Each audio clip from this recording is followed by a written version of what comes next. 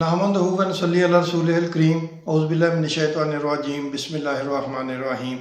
दोस्तों, आपने मेरी कल वाली वीडियो देखी जिसमें सर पर खड़ी ताहयात नाअहली का जिक्र था।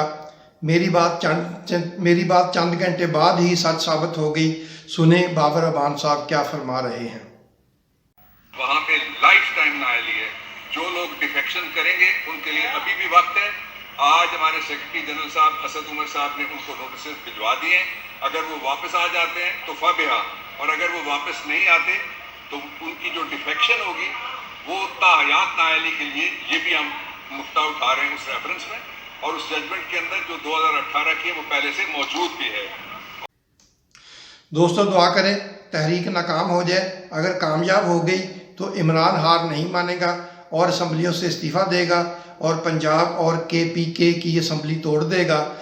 इसी डर से अपोजिशन ने KPK में भी अदम एतमाद लाने का इंदिया दिया है। किसी के हाथ कुछ नहीं आएगा, बल्कि बदअमनी का ख़तरा है और मार्शल का कभी इम्कान। अगर तहरीक नाकाम हुई फिर भी मुझे ये कंपनी चलती नज़र नहीं आती। रोज़ रोज़ की ब्लैकमेलिंग से तंग इमरान सदारती निज़ाम की तरफ जा सकता है। बाकी जो अल्लाह ताला को मंजूर। मुझे तो लग रहा है वोटिंग की नौबत नहीं आएगी और अपोजिशन तहरीक वापस ले लेगी। अपने चैनल का ख्याल रखें। अल्लाह तुम्हारी और हम सब की हिफाजत फरमाए। आमीन।